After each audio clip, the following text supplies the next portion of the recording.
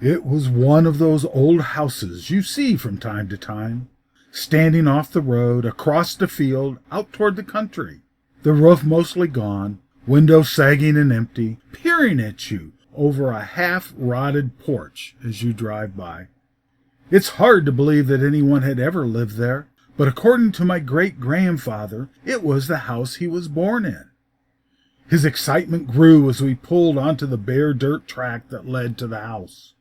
The car was still rolling when out he popped and was moving as fast as his cane would let him, up the stairs and through the black hole that served as a door. Following as fast as we could, we too crossed the threshold and came to a sudden and abrupt halt, like hitting an unseen wall. In the gray light filtering through the dust, we could see the back of an old wingback chair, grimy and tattered, facing toward the fireplace on the far wall of the room. There was no sign of Great-Granddad. Try as we might, we could not move forward. A voice seemed to come from the depths of the wingback chair. "Don't worry, you'll have him back safe and sound. But first you must listen to my weird wonder stories from a time long ago. When I'm done, just step back and leave. Great-grandfather will be found sleeping in the car." And we did. Here's a story about cats. Always cats. Feline by Bruce Grant.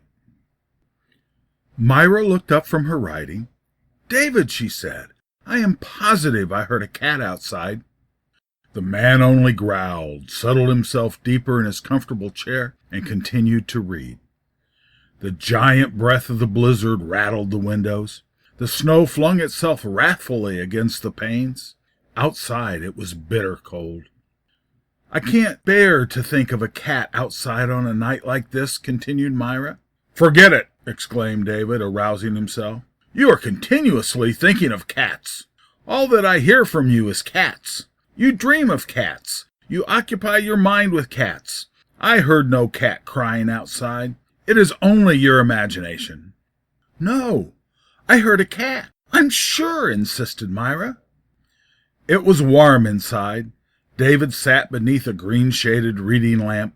The pyramid of light fell on his tall figure, attired in a dressing gown and slippers, and slouched comfortably in the chair. Myra sat at a desk, scribbling in a book, now and then tapping her lips with her penholder. She wore a clinging yellow negligee, and her hair was done back tightly on her head. In her sleek brown coil of hair at the back there was a large Spanish comb. "David, I know I heard a cat then," she cried, throwing down her pen. "You surely must have heard it too." David laid down his book. "When you're through dreaming of cats," he said, "I'll be able to read." Myra rose. "I cannot bear to think of a cat out on a night like this. A little homeless cat." Then she walked from the room. David mused. Cats. Nothing but cats. She'd gone insane on the subject of cats. He had never known her to be so unreasonable about cats. She seemed worse since their cat Rodolfo had died. Her mind seemed now occupied with nothing but cats. He was sure she had been writing something about cats in her book. To prove his contention, he walked to the desk. He picked up the small leather-bound book. He read. The Snowstorm. Against the pane the snowflakes press like dainty kitten paws. Outside the chill wind stings and cuts like angry kitten claws. David laid the book down. There, he had been right. He strode back to his chair. Myra returned to the room. "I looked out the dining room window," she said. "I could not see the cat. It is awful outside." She paused. "Cats are such unfortunate creatures.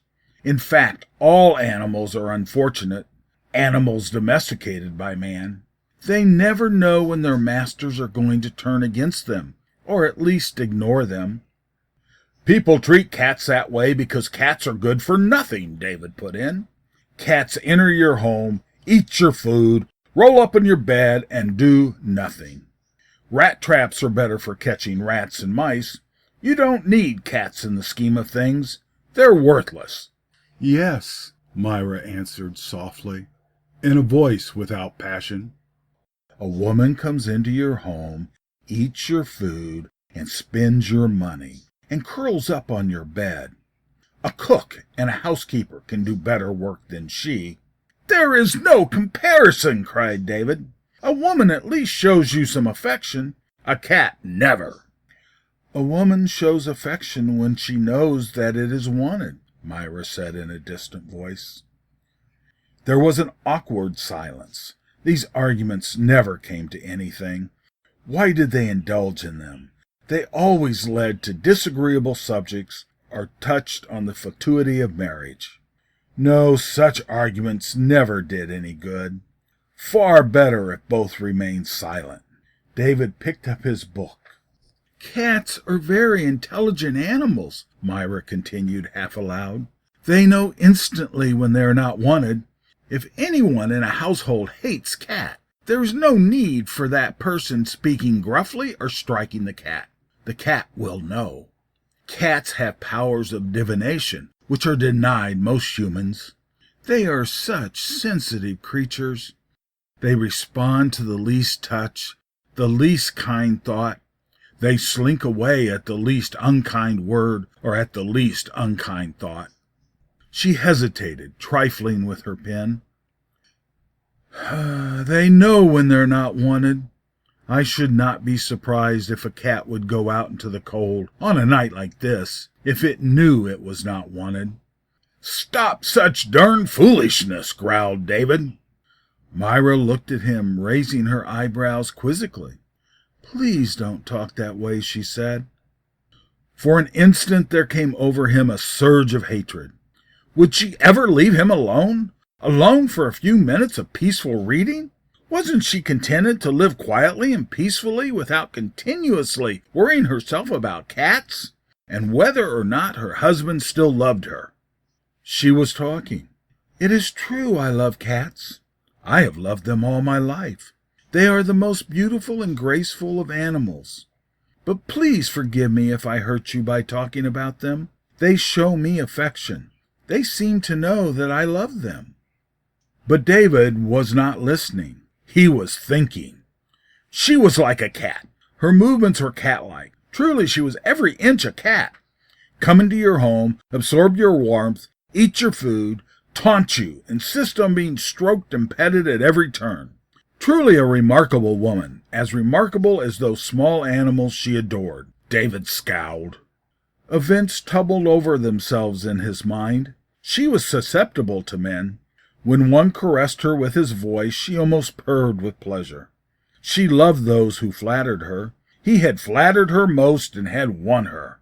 She now still expected all the flattery and little attentions which he had given her before. She would not settle down. He felt that he exuded hate at that moment. He felt that at last his eyes were open. Myra got up from her desk again. "I'm going out into the backyard and see if I can find that kitty," she announced. David could not read now. He sat silently in his chair, repressing the wrathful things that tried to force themselves from his lip. He saw Myra putting on her shoes. She peeped in finally and smiled wistfully. He sat in the same spot. The back door closed softly. David gradually began to grow calmer. He sat and waited. In the silent house, the quiet broken only by the rattling of the windows and the thudding of the snow against the glass, he began to look back over his married life. They had been more or less happy during the 3 years. It would be hard to find another woman who would put up with his idiosyncrasies. What a fool he was! Myra was a wonderful woman after all, the most wonderful in the world. He walked to the back door and called out into the night. He rushed through the snow and the cutting wind. He returned and waited.